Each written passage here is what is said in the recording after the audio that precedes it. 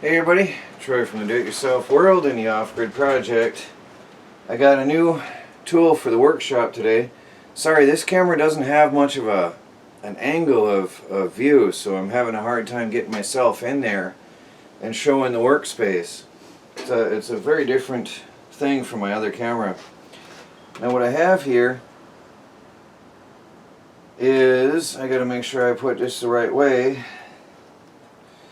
What I have here is a new miter saw, Cobalt brand, 7.5 or 7.25 inch miter saw, and I got a new one because my other one was not square, and I want to start doing some precision work for sale. And I also got a metal aluminum cutting blade. I hope that it's the right arbor. Yeah, it looks like it. Interesting. So the angle of rotation is displayed as labeled on the opposite side. I have to make sure I put the angle of rotation right on here. So what I've got going on is I'm going to take off the wood cutting blade that came with it, which has 40 teeth, and I'm going to put on a 60 tooth metal aluminum cutting blade that I bought specifically for this purpose. So, but I have to pay attention though, the direction of rotation on this, because this one is absolutely opposite marked but from that one.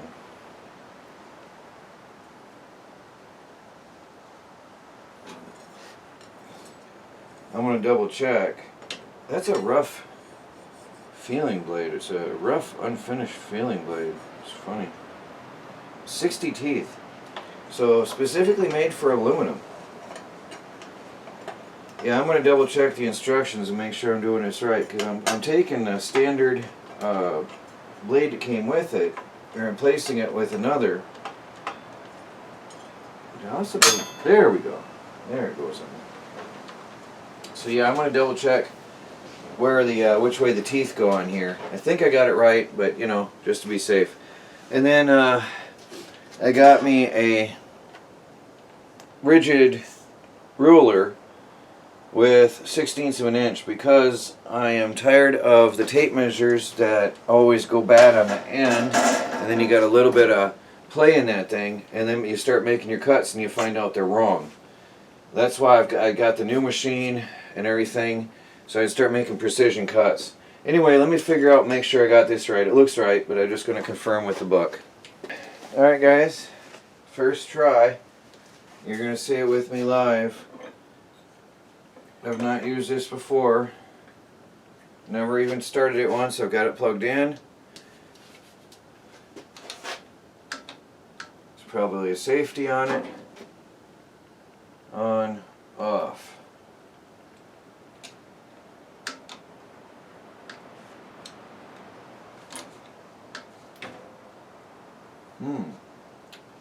Well, there's power because the light is on. What have I missed? Interesting. Well, that's anticlimactic. The laser's on. Okay, I found the laser. Cool. There's a laser. It works. That's what that is, okay. Laser guide adjust. There's fine-tuning adjustments for the laser guide. What am I missing here? Eh?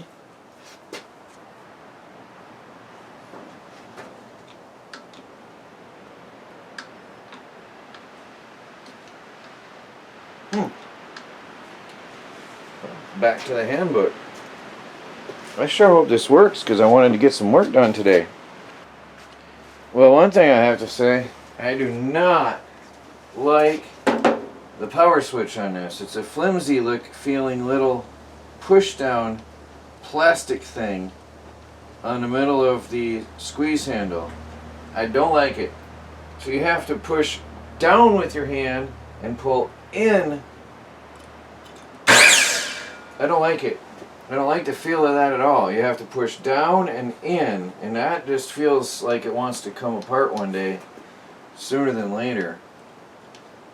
I guess time will tell, but that does not feel good. Well, there it is.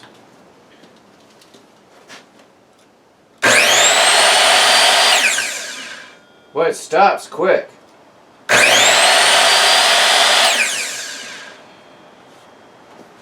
Stops right now. Well, that's it for that. Now I've got to figure out my measurements and stuff and figure out my aluminum. I've got some aluminum stock I'm going to cut. Make sure everything lines up right. I've got a roller here to hold it up. Try to get it as level as I can with the saw, so it's not all flopping all over. And I'm going to use, now of course I'm not going to show you everything right from the start. I've got to do some experimentation, become familiar with my tool here. But I do have a locking, a slide lock on here, and I will be using it. So I'll keep my hands free of the workspace. And I'm going to be using that when I'm making my cuts, because I've watched a lot of YouTube videos of people cutting off fingers, and I'm not going to be doing that. Well, I'm going to cut one or two while you watch. Until I get a proper workbench, it's a tedious process. But I got one precisely cut, and then I'm just lining these up.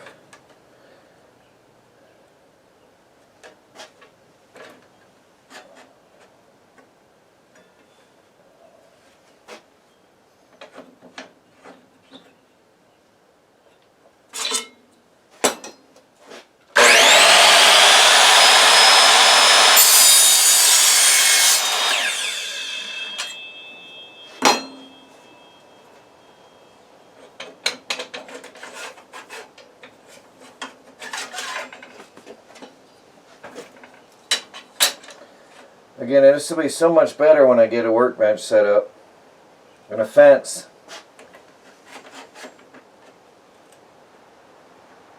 I definitely need a fence for this.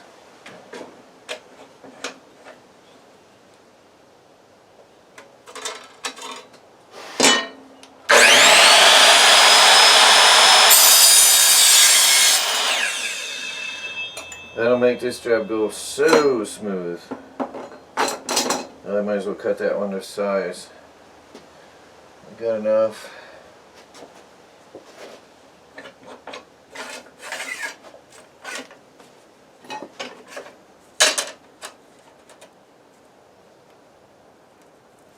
Well, this is working for now. It's just tedious. When I start mass producing these, I cannot be doing it like this, obviously.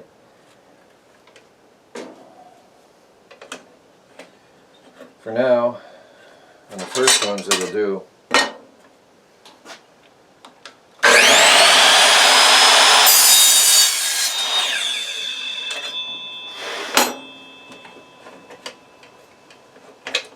I do like this clamp.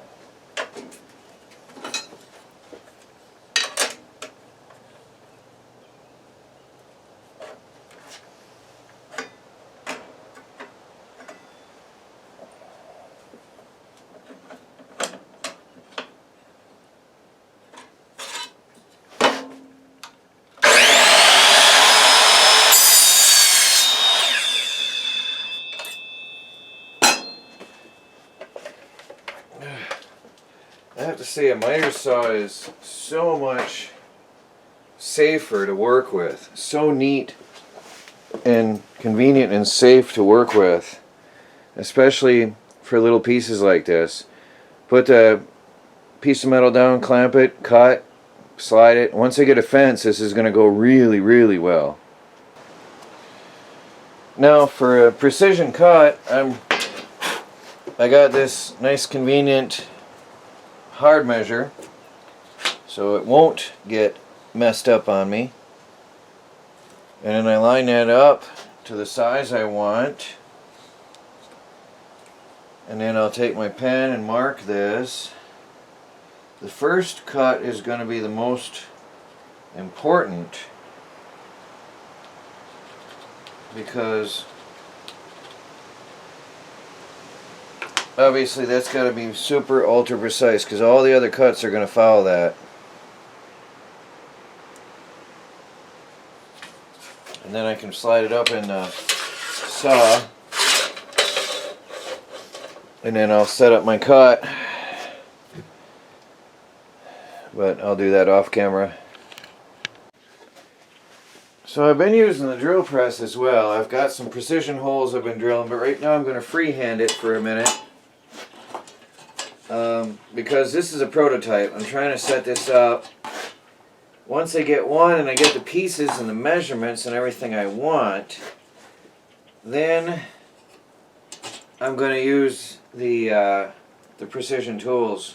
Right now I'm sort of freehanding to get the feel for things.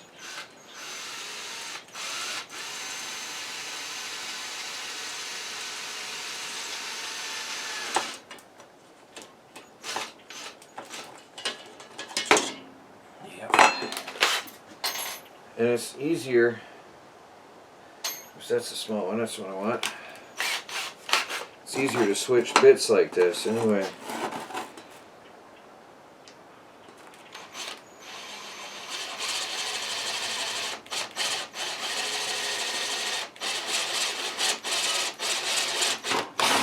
Once I get my prototype done, then I'm going to be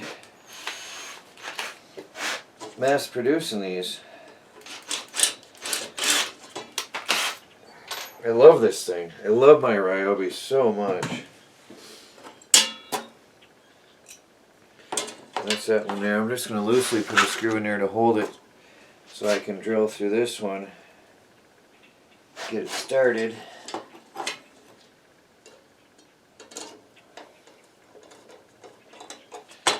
So what we got here is the beginnings of a mining rake frame prototype, which I will be selling once I get them put together and going right. Once I get it all worked out, I know exactly where get one finally made. It's going to be finally done. This when I'm done, or when I start making them.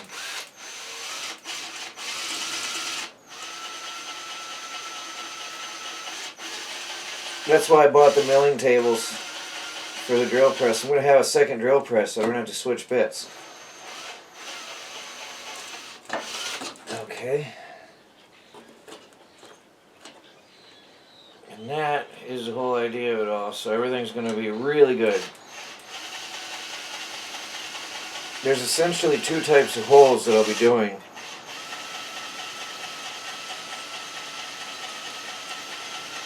Two bits. I'm going to be using two different bits. So it's going to be easier to have two drill presses. And I'll probably have two miter saws set up. Everything's set for the two cuts that I'm going to be making.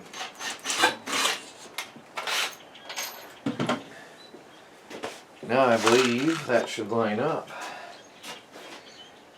And here's the base of the frame. Yeah, this is going smooth. My prototype.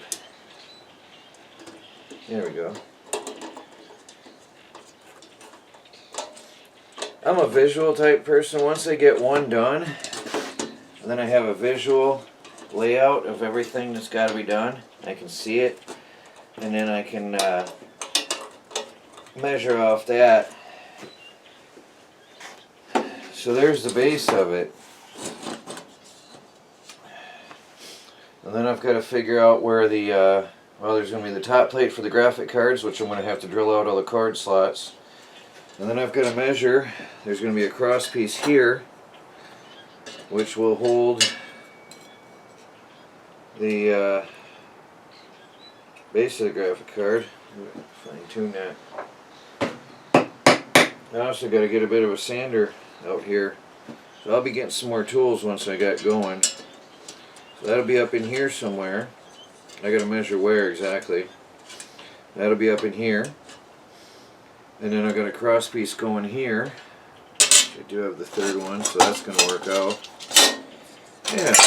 So, but I think I smell dinner. I think she was calling me for dinner, and that's pretty much gonna be it for today.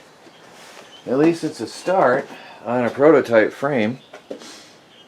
I don't know if I probably won't get out after dinner. It's getting late. Well, for now, unless I do something else, this is Troy from the Do-It-Yourself World and the Off-Grid Project, working in my new shop. Talk to you all later.